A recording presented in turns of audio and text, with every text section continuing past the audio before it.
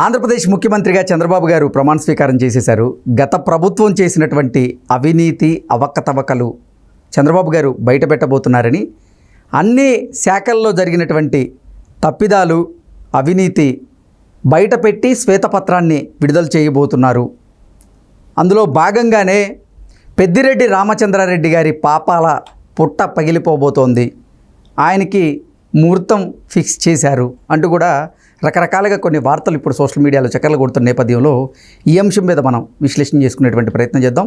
ప్రస్తుతం మనతో పాటు ఉన్నారు ప్రముఖ రాజకీయ విశ్లేషకులు, ప్రముఖ సీనియర్ జర్నలిస్ట్ దుర్గా వడ్లమణి గారు. వారితో మాట్లాడదాం. దుర్గా, నమస్తే అండి. పెద్దిరెడ్డి రామచంద్రారెడ్డి గారి పాపాల పుట్ట పగలబోతోంది అంటూ కొన్ని వార్తలు ఇప్పుడు సోషల్ మీడియాలో చక్కర్లు కొడుతూ ఉన్నాయి. ఈ వార్తల్లో వాస్తవం ఉందంటారా? తప్పకుండానండి. ఇప్పుడు ఎవరికి వాళ్ళు సర్దుకునే ప్రయత్నాల్లో ఉన్నారు.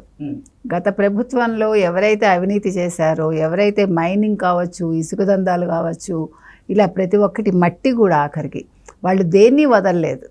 అసలు అందితే మొత్తం ఆంధ్రప్రదేశ్నే మింగేసి ఉండేవాళ్ళు. 5 ఏళ్ళు సరిపోలేదు వాళ్ళకి.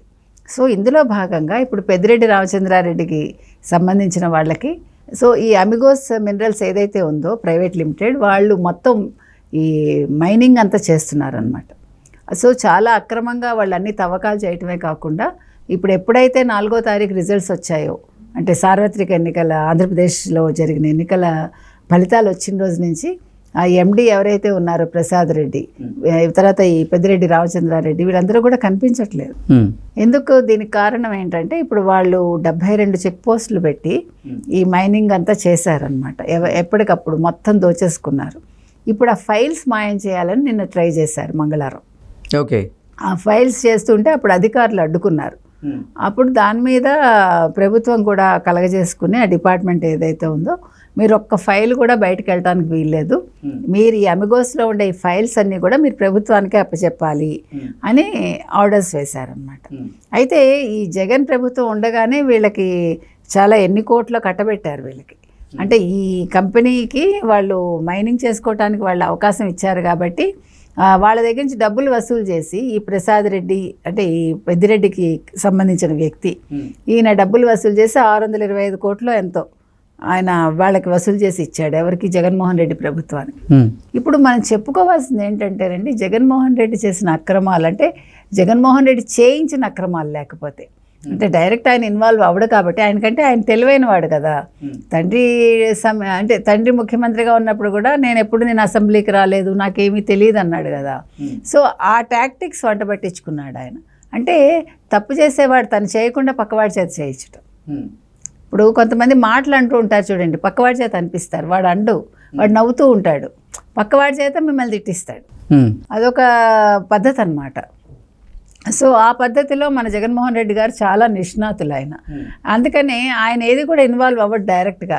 ఇప్పుడు మీరు రేపు పొద్దున ఏదైనా బయటపడినా కూడా ఆయన పేరు ఉంటుందో లేదో తెలియదు. కాకపోతే ముఖ్యమంత్రి కాబట్టి, ముఖ్యమంత్రికి తెలియకుండా ఏది జరగదు కాబట్టి ఆ రకంగా ఆయన ఇన్వాల్వ్మెంట్ మనకు దొరుకుతుంది. కానీ లేకపోతే పక్క వాళ్ళని ముంచుతాడు ఆయన. సో ఇవన్నీ తెలియక ఈ పెద్దిరెడ్డి కావచ్చు, ఆ ప్రసాద్ రెడ్డి కావచ్చు, వీళ్ళందరూ ఇన్వాల్వ్ అయి ఉన్నారు.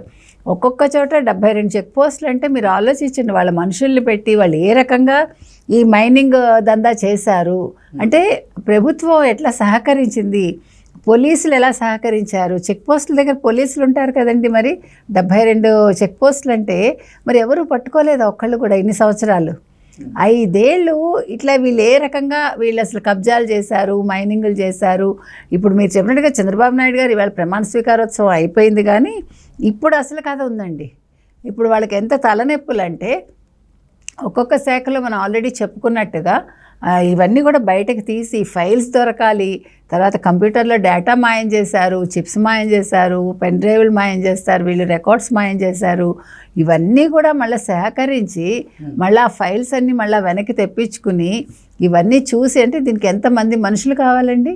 ఇప్పుడు తప్పు చేయడం చాలా ఈజీ, దాన్ని చూపించడానికి ఇప్పుడు ఎంత సిబ్బంది అవసరం అవుతుంది, ఎంత యంత్రాంగం ఉపయోగించాలి, ఎంత డబ్బు అండి ఇది, ఈ డబ్బంతా ఎవరిది. అంటే నువ్వు ఒక తప్పు చేస్తే ఆ తప్పుని మనం కనిపెట్టడానికి మనం ఎంత డబ్బు మళ్ళీ ఖర్చు పెట్టాల్సి వస్తుందండి. ప్రజల సొమ్మిది, ప్రజలు ఇవన్నీ అర్థం చేసుకోవాలి. అయ్యో మా ముఖ్యమంత్రి అనుకుని నిన్నటి వరకు బాధపడ్డారు కదా. మీ ముఖ్యమంత్రి, గతంలో మీ ముఖ్యమంత్రి ఎవరైతే ఉన్నారో జగన్మోహన్ రెడ్డి, మాజీ ముఖ్యమంత్రి, చేసిన ఆగడాలు ఏంటో వీళ్ళు తెలుసుకోవాలి. సో ఒక మనిషి ఎన్ని రకాలుగా మోసాలు చేయొచ్చు, ఒక 5 ఏళ్ల కాలం ఇస్తే ఎట్లా రాష్ట్రాన్ని దోచుకోవచ్చు అనే దానికి ఒక సరైన ఉదాహరణ జగన్మోహన్ రెడ్డి అండి. జగన్మోహన్ రెడ్డి చుట్టూ ఉండే మనుషులు కూడా. ఇప్పుడు ఎవడైనా ఇప్పుడు ఎందుకు మరి సజ్జలు ఎందుకు ముందుకు రావట్లేదండి?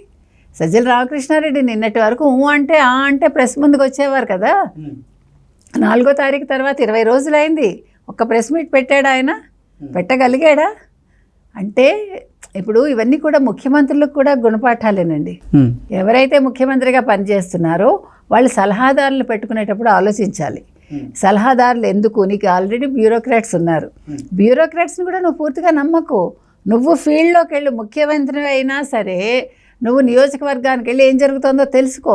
పూర్వం రాజులు ఆకస్మిక తనిఖీలు చేసేవారు చూడండి రాత్రిళ్ళు, అట్లా వీళ్ళు చెయ్యాలి. వీళ్ళు పరదాల్లో కూర్చుని లేకపోతే మేము రూమ్లో కూర్చుని మేము వాళ్ళు చెప్పింది వింటాము అంటే వాళ్ళు నెక్స్ట్ టైం మళ్ళీ పదవిలోకి రారు. ఇంకొక విషయం అండి, ఇప్పుడు మన సలహాదారులు అంటే గుర్తుకొచ్చింది, 40 మంది సలహాదారులు పెట్టుకున్నారు కదండి ఆల్మోస్ట్, ఇంకా ఎక్కువ 40 మంది. యావరేజ్న ఒక్కొక్కరికి నెలకు 3 లక్షల జీతం అంటండి. అంటే సజ్జల లాంటి వాళ్ళకి 6 లక్షలు ఉండొచ్చు కదా.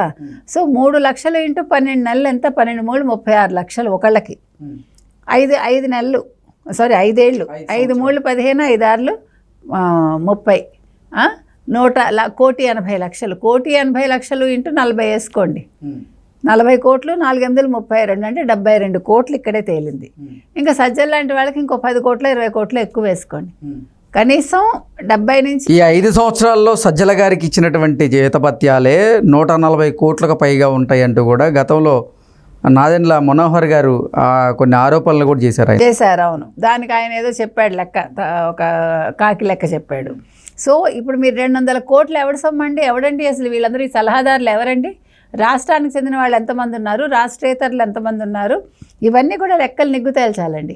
వాళ్ళందరి దగ్గర నుంచి డబ్బు వసూలు చేయాలి నన్ను అడిగితే. అవునా కదా? చేసి ప్రభుత్వానికి అప్పచెప్పాలి. సో అంటే ఈ అక్రమాల్లో, ఈ మైనింగ్ అక్రమాలే కాకుండా ఈ రకమైనవి కూడా అన్నీ కూడా డబ్బులంతా వాళ్ళ దగ్గర నుంచి వసూలు చేసి ముక్కు పిండి వసూలు చేసి ప్రభుత్వానికి అప్పచెప్పాలండి. ఇది ప్రజల సొమ్ము, ఆంధ్రప్రదేశ్ రాష్ట్ర ప్రజల సొమ్ము ఇది. ఈ సొమ్ము మీద రాష్ట్రేతరులకి హక్కు లేదు. వాళ్ళు సలహాదారులుగా ఉన్నారు కాబట్టి వాళ్ళ దగ్గర నుంచి కూడా వసూలు చేయాలి. జగన్మోహన్ రెడ్డి పరిపాలనలో ఏ శాఖలో ఎంత అవినీతి జరిగింది, ఎంత అవకతవకలు జరిగాయి అనేది ఇప్పుడు చంద్రబాబు గారు దాని మీద విచారణ చేసి శ్వేతపత్రం రిలీజ్ చేయబోతున్నారు అంటూ కూడా కొన్ని వార్తలు అయితే వస్తున్నాయి. నిజంగా అన్ని శాఖల్లో జరిగినటువంటి అవకతవకలను, అవినీతిని బయటపెట్టేటువంటి పరిస్థితి ఉందా? శ్వేతపత్రం రిలీజ్ చేయబోతున్నారా బాబు గారు అంటే ఏం చెప్తారు? తప్పకుండానండి. ఎందుకంటే మనం ఒక స్టాంప్స్ అండ్ రిజిస్ట్రేషన్ శాఖలోనే బోల్డ్ ఉంటుంది. ఇప్పుడు మిగతావన్నీ ఇప్పుడు మైనింగ్ తీసుకుంటే ఇంత ఉంది కదా, ఇంకా దాన్ని మించింది ఉండదు కదా. రిజిస్ట్రేషన్ శాఖ కంటే ఏది ఉండదు. సో ఇప్పుడు అందులో ఎన్ని అక్రమాలు వస్తాయో, ఎన్ని భూ కబ్జాలు జరిగాయో మనకే తెలుసు. సిఎస్ లాంటి వాళ్ళ మీద 800 ఎకరాలకు భూ కబ్జా మనం మాట్లాడాం. కాబట్టి ఇవన్నీ కలిపి తీస్తే, తవ్వితే ముందసలు చంద్రబాబు నాయుడు గారికి వీటికే 1 ఏడాది 2 ఏళ్ళు పడుతుందేమో. పరిపాలన కంటే ఈ పనికిమాల విషయాల మీద దృష్టి పెట్టాల్సి వస్తుందేమో. కాబట్టి దీనికి మంత్రిని వేయాలేమో, లేకపోతే ఒక శాఖని అంటే మంత్రిత్వ శాఖే ఈ అవకతవకల గురించి, అవినీతిని బయట పెట్టేందుకు వేయాలి. అప్పుడు కానీ ఏది బయటికి రాదు. ఎందుకంటే ఇప్పుడు ప్రతివాడు ఇన్వాల్వ్ అయ్యి చేయలేరు కదండి. ఒక శాఖనిచ్చి వాళ్ళకి తగిన సిబ్బందిని ఇచ్చి సరైన అవగాహన ఉన్న ఒక టెక్నికల్ పర్సన్ ఇస్తేనే ఇవన్నీ సాధ్యమవుతాయి. సో దానికో మళ్ళీ ఆ టెక్నికల్ పర్సన్ కూడా కొంత సిబ్బందిని కేటాయించాలి. సో ఇవన్నీ జరిగితే వీళ్ళందరినీ కొంచెం మనం బయటకు తీసుకొచ్చి జైల్లో పెట్టడానికి అవకాశం ఉంటుంది. Okay madam, thank you so much.